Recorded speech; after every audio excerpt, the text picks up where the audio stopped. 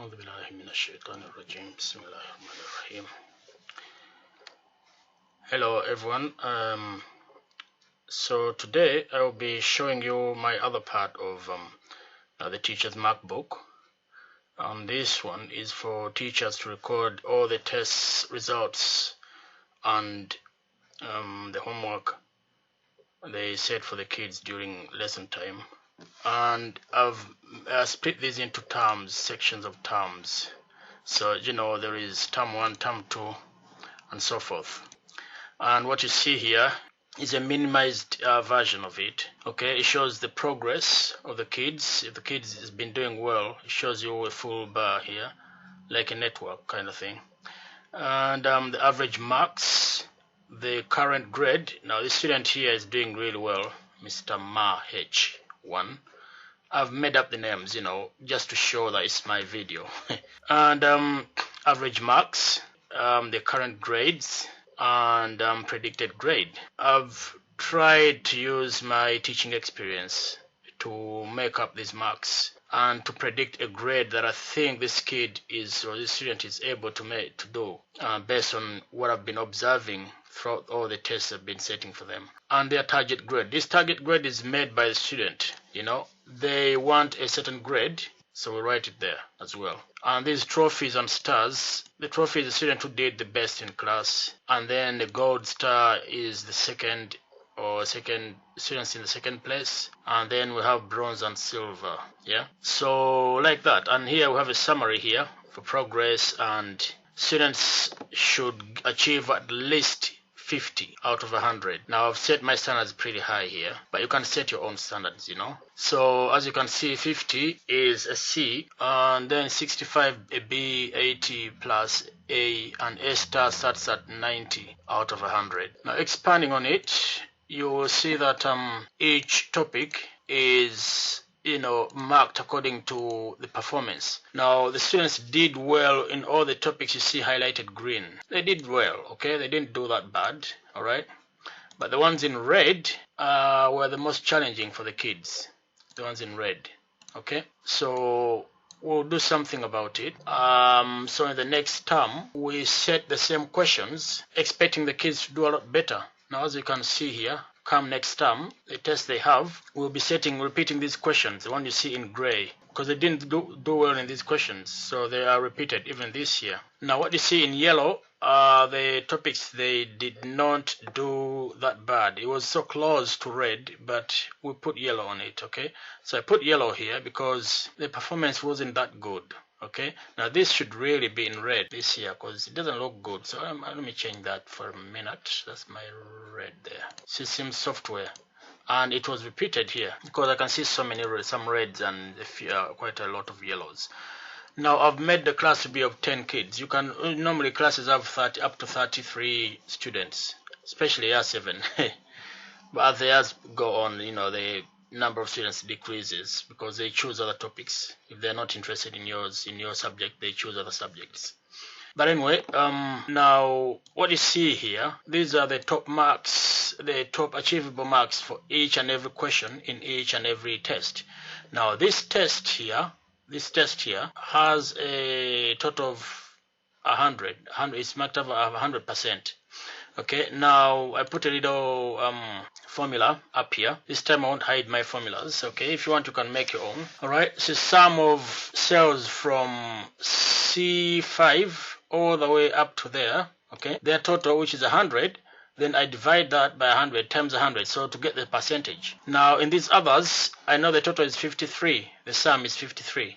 So I do the sum, divide by 53 times 100. Now, for example, if this student gets a 0, colors are going to change. The marks will change here as well. But if they get a 2, again, color schemes change, and a 3 changes here. Now you go on updating all the marks they've been doing one by one, and then you reach to the end. And then by the time you finished entering all the results, you will then see a pattern. You see where the kids did well and where they need to improve. Okay, this helps you as a teacher to also plan ahead, to plan your lessons. Okay, you've got to make sure that the kids are, getting a lesson that is tailored to their needs. So now I would then plan my next lesson to concentrate more on these topics: system software, algorithms, flowcharts, pseudocode, fetch, execute cycle, CPU components, and coding syntax. I need to emphasize more on these topics because the kids are having troubles with them.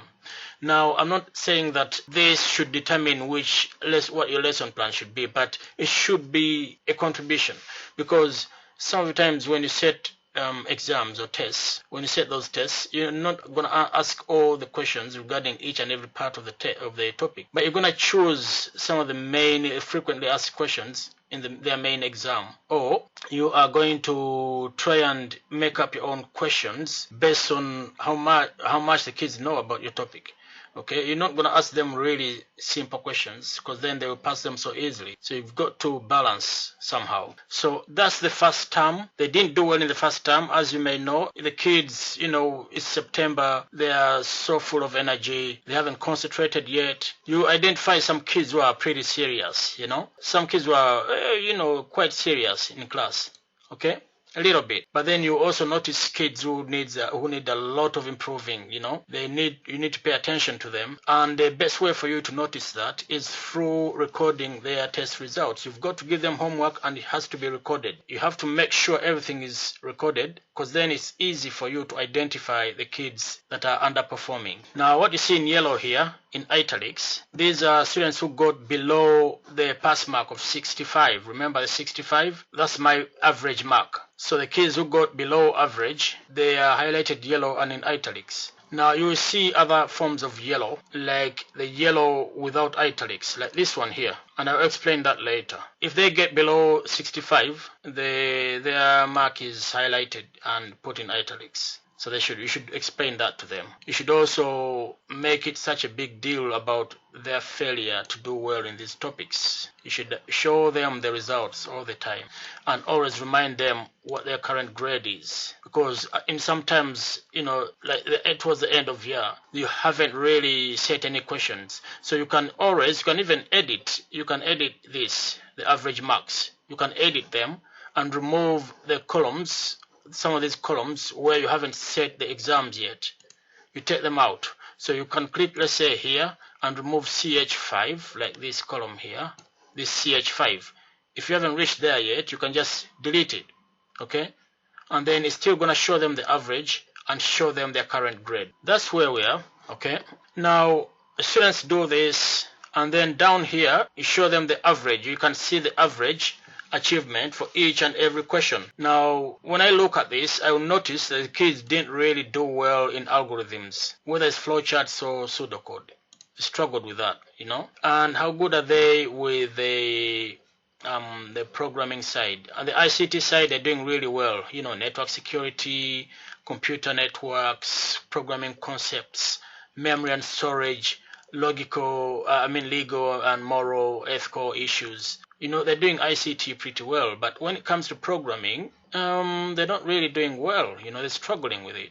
Things to do with software, algorithms, flowchart, knowing the order in which programs work, and so forth, and also coding syntax. So now I know that they are good with ICT, but they're struggling with programming.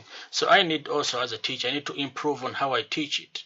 Okay, so maybe it's the way I conduct these lessons that the kids are struggling with. Okay, so then I need to restructure how I deliver it. Coming next term, you see that in the following term, I have repeated some of the questions that I said previously. I've changed a few things, just in numbers and so forth. Okay, and I've introduced new topics: embedded systems, data compression, network topologies, new topics.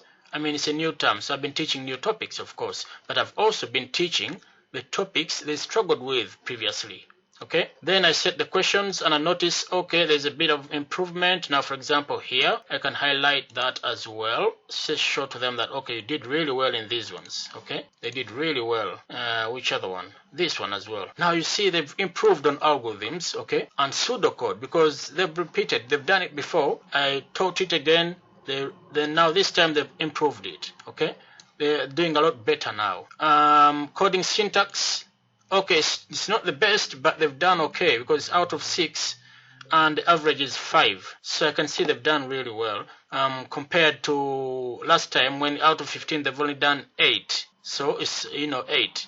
Okay, just about half or 50%. But now they've done 5. That's about 90 something percent. Okay, so they've improved on coding syntax. Fetch, execute cycle. There's still a little bit of a struggle among them. The average is 7 out of 12, which is more than half. Okay, more than 50%. Whereas last term, fetch, execute. You see this here? Last term, still pretty much the same. Okay, was 7 out of 12. Again, it's 7 out of 12.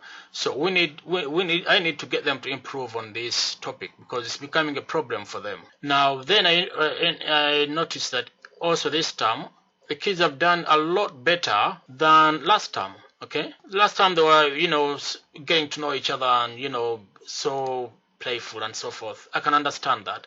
But this time they've got to get a little bit more serious. Okay, so I noticed they've done a lot better this time. Okay, so now that shows me as a teacher that, okay, I'm doing well, the kids are doing well. Now, this is the second term of the academic year. Okay, after the little break they had, they've done this in this term, and I noticed this kid here, okay, this one, he had 85%, and now he's improved to 96%. So now that's when I use this thumbs up. Okay, there's an improvement in this second student as well. This one is improving, but it's not really about the standards I need, but I can say it's done a lot better. So I can add another thumbs up for him, okay, or her. So I add a little thumbs up showing him that, okay, your progress is all right, okay. But then they may lose the thumbs up if they start declining. But as I can see here, there's 82, 60, 86, 87, then 80. So you can still use these thumbs up indicators to let's just give the kids more courage, okay, that yeah, you're doing well, keep it going. Okay, so the third term again is such a long term, suppose, and now they're doing so many topics, but again I'm gonna repeat the fetch and execute cycle. And I noticed this term, the kids have done brilliant. Okay, they've done really well this term. Last term, they struggled again with it. But for the third time repeating it, they now get it. Okay, they're now getting, the average is 3 out of 3. I'm happy with that. Representing sound, and I can see they struggled with that. 4 out of 5 is not that bad, but there are so many yellows and reds. And when we repeated it, as you can see, average is 3 out of 3. They did well. So you go on and on like this, okay? You introduce new topics, and if they don't perform well in those topics, you repeat them the next term, okay? That's how you progress when you're teaching. And as the terms proceed, as you can see, trace tables were repeated here and here again. Okay, I said 2 different questions about trace tables. Okay, and then you introduce even some more new topics. Now, if you have finished the scheme of work, the curriculum is done, you can now go back to the topics they used to have troubles with, and then towards the end of the academic year, you reintroduce these topics. But this time you make them more difficult. That's why you see the mark scheme here. The marks are a bit higher because you've expanded on these topics and you are asking them even more difficult questions, because by this time your class should have progressed. It has to be a lot better than it was in the previous terms. Now, as you can see here, some students, okay, of course there's going to be some students who are still underperforming, but at least they can see this. I mean, some students may not like it because of, maybe behavior issues and so forth, and they don't want to see it. But if they have no choice, it's got to be shown and so forth. And also, remember, I mentioned about this 90 in yellow, or the other yellow that is not italics. Now, as you can see here, Mr. Ma H1, he got 90%, but previously he was getting 93, 93, 96. So when it gets 90%, it's gonna indicate a yellow. But if we add, let's say, let's add something here. Let's add a 2 there and let's add a 2 there and make it 15. Okay. Now you see the colors change because they haven't they haven't. So the colors change if they've underperformed. If they got a lesser mark than previously, it's going to highlight it yellow. Okay, but 95 is better than 90%, so it says it's not highlighted. So that's what the yellow is for. So that's the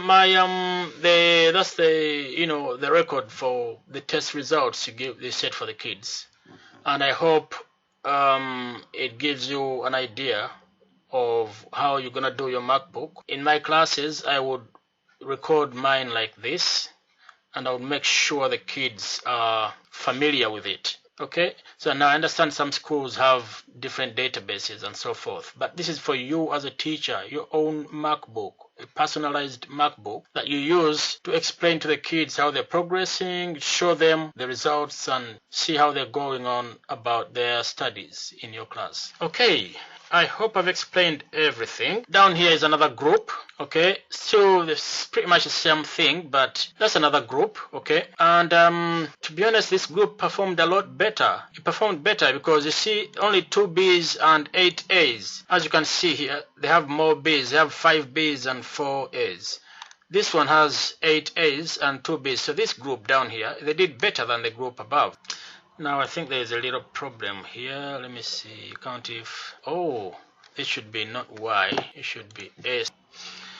1 A star, 4 A's, and 5 B's, and so forth. Here they don't have an A star, but the majority got at least A, and it's only 2 kids who got a B. So this group did better. But still, the topics are pretty much the same. Okay. However, here you can change a few things because some kids did well in some topics, and whereas here, now you see programming concepts, they all did it well, but here some of them had troubles with it. Okay, so you can keep changing a few things here and there for this second group, so they're different. Okay, you have three of them who are doing well and 2 are not progressing well. So classes are always different, they're not always the same. However, this is basically the idea behind keeping records of test results. So those dates, those are the tests I set for them. Anyway, thanks for watching, and I hope you leave some good comments or constructive feedback. Tell me what you think of this MacBook, and tell me where I need to improve, and what you think was your best feature in it. Thank you.